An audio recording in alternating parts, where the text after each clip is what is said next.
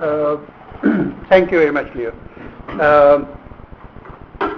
I'll try to speak as briefly as possible because I would like very much for us to have as much discussion as time allows. Islamism and imperialism, that is by and large the relationship that one is talking about, or at least my own article is focused on. I would try not to repeat much. In fact, I'll try not to repeat anything of that piece because some of you might be interested in reading it. The first thing I want to say is that the type of Islamic extremism that we are witnessing today is actually part of a much broader drift towards religious extremism across the world. And what is very striking about it is that chronologically these things have happened roughly at the same time. Whether you're talking of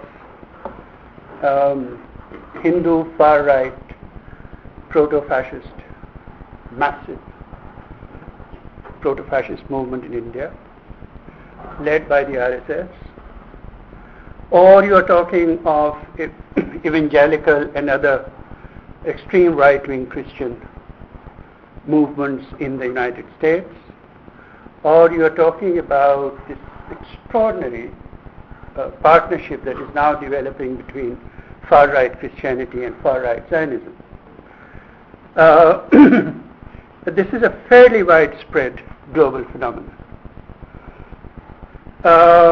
And as you look back, you find that, if you were to go back, let's say to the 60s, something that I thought about when you were saying that when we said survey of ideas and movements, we meant something quite different in the kind of ideas and movements that now dominate.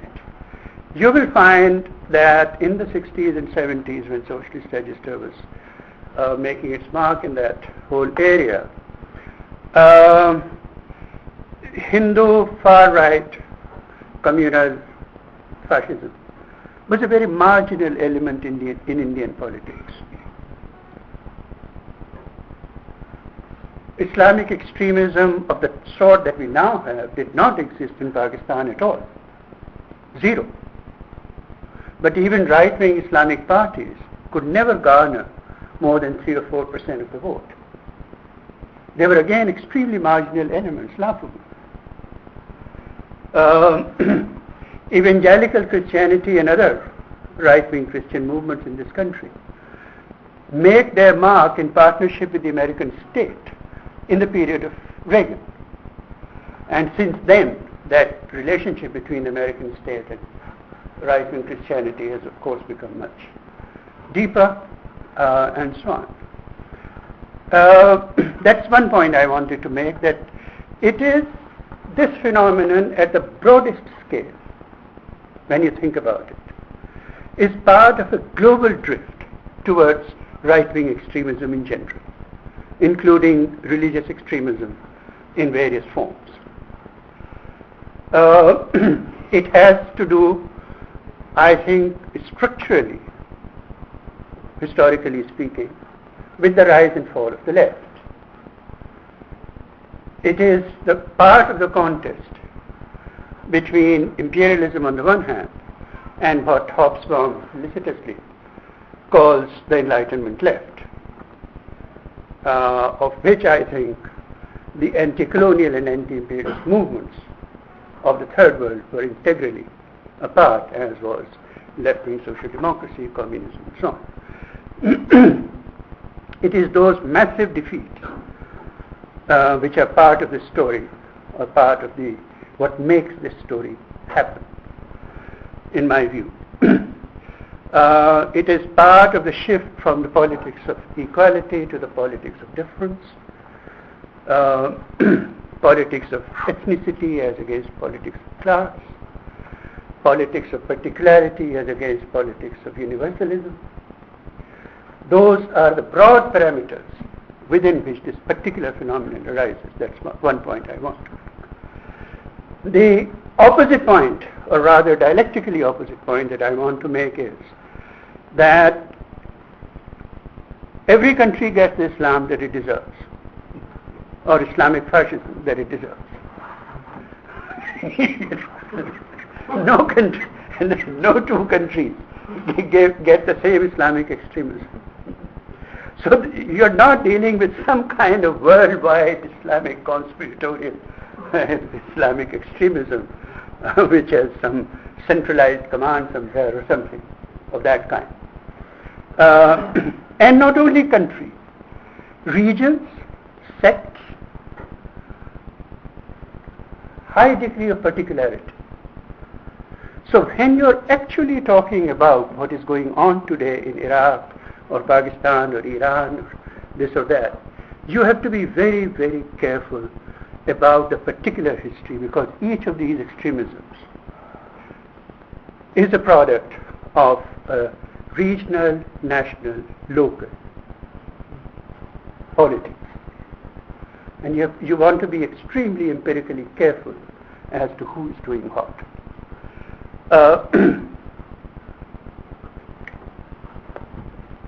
The second point that I want to make is, so far as imperialism is concerned, that in the great majority of cases in the post-war world, imperialism has deliberately patronized, created, funded, armed these Islamist movements. Not all of them. Not all of them. But in country after country, with the Truman Doctrine, the US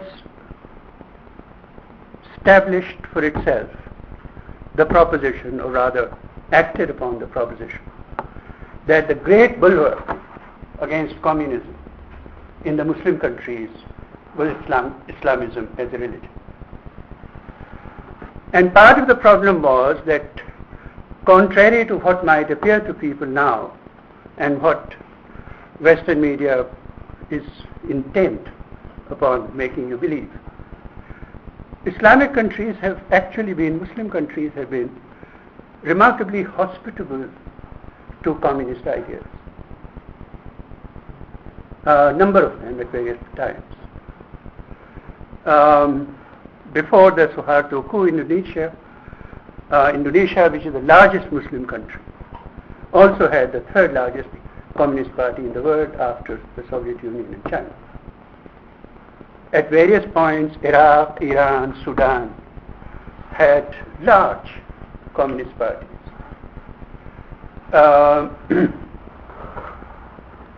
In Afghanistan, there was a communist takeover in 1978. I won't go into the details. If you want to discuss that with me, I'd be delighted to do it. And it is in order to contain that Afghan communist government that the Islamic Mujahideen were organized by the CIA. It was not to fight something called the Soviet invasion. Mr. Brzezinski writes again and again with great pride that he went to Carter and said, this is what I want to do, to entice the Soviet Union into Afghanistan and then give them their Vietnam. This was not a response to Soviet intervention. It was designed to bring about a Soviet intervention, which in the fullness of time became a full-scale invasion. Now, the point, several points. At some level, what happened in Afghanistan was the beginning of what we are now facing, bringing together of Islamic extremists from all over the Muslim world, arming them, training them, teaching them how to move funds. Billions of dollars were invested in them. and giving them a kind of cohesion and a kind of fighting capacity which they never had. These little groups that existed in different countries autonomously first find their cohesion under the guidance, not just guidance. They are the creation of the CIA and etc., the US military. And in that sense, the dynamic that we are seeing today, in that the Afghan Jihad, as the Americans organized it, was a founding moment. But the reason why they were able to collect these numbers of people, we don't know how many. Estimates go from 40,000 to 100,000 Islamic extremists recruited by the CIA, brought into northwestern Pakistan, organized into this interventionist force in Afghanistan. We don't know the exact numbers. Part of the reason why this was possible so very quickly is that the networks already existed. The CIA knew where to find them. The CIA was in touch with great many forces through whom these people had been organized. And very central part of it was the Saudi complex, or Saudi-sponsored complex, which by 1969 had taken on a full-fledged organizational form. Anyway, there's far too many details in there. What I meant was that it has been a creation of imperialism. And that takes me to another broad generality. There is a notion in the Western left that colonialism and imperialism brought us modernity. By us, I mean us in Asia and Africa. That it brought us enlightenment, it brought us science, it brought us this, it brought us that. Historically speaking, colonialism and imperialism have a rich history of backing the most retrograde elements in our society.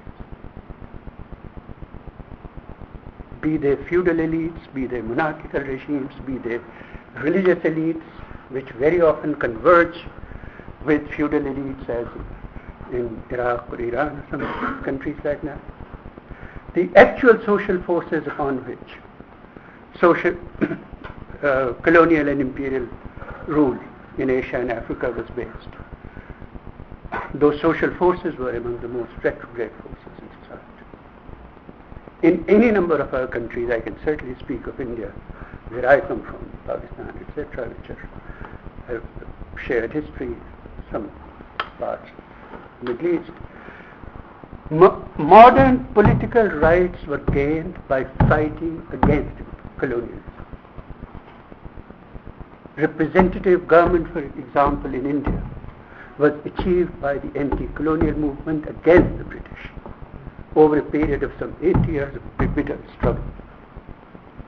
Democracy, constitutional rule, simple things like that were not gifts of colonialism. They were obtained in our struggle against it. So this idea that colonialism and imperialism have somehow been progressive forces in our society has to be looked at again. And as imperialism enters 70s, 80s onwards into this its own kind of imperialist extremism. You know, we talk about Islamic extremism. There's a kind of imperialist extremism of the last 15 or 20 years. As it enters into that period, its alliance with the most retrograde elements in our society deepens.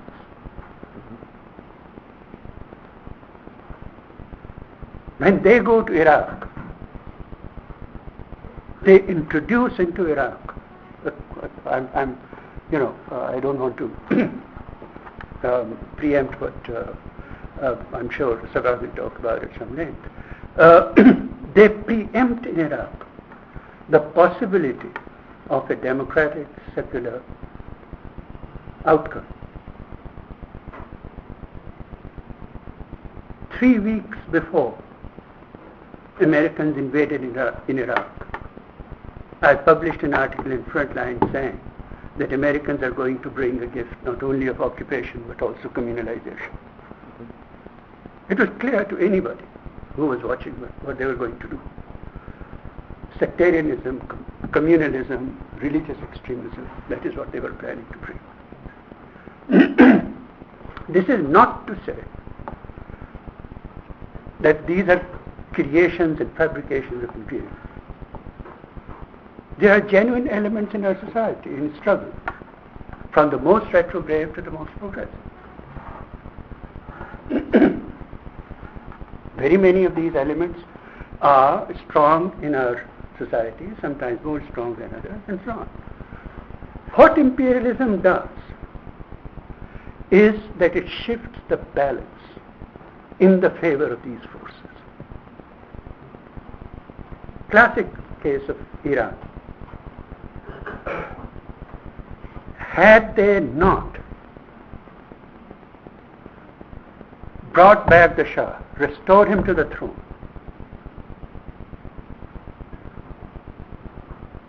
against the left of center secular forces which had come to dominate Irani politics, had they not then given to the Shah one of the world's most fearsome repressive forces of the Savak, which methodically killed the liberal, enlightened, communist, the whole range of forces,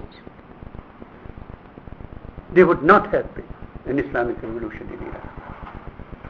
Again, in the case of Iran, I am not suggesting that they set out in 1953 to bring Khomeini to power in 1978. That is not what I am saying. What I am saying is that even in the case, in Iraq, they set out to bring these people to power.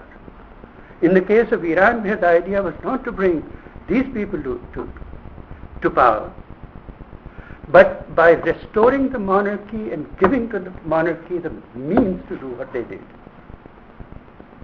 they created a new kind of political field in which the clerical institution was the only large-scale organized institution left. And the balance of forces between the left and the religious right shifted radically. So, imperialism intervenes in our class struggles, in our social struggles, in our ideological struggles, on the side of the right, methodically.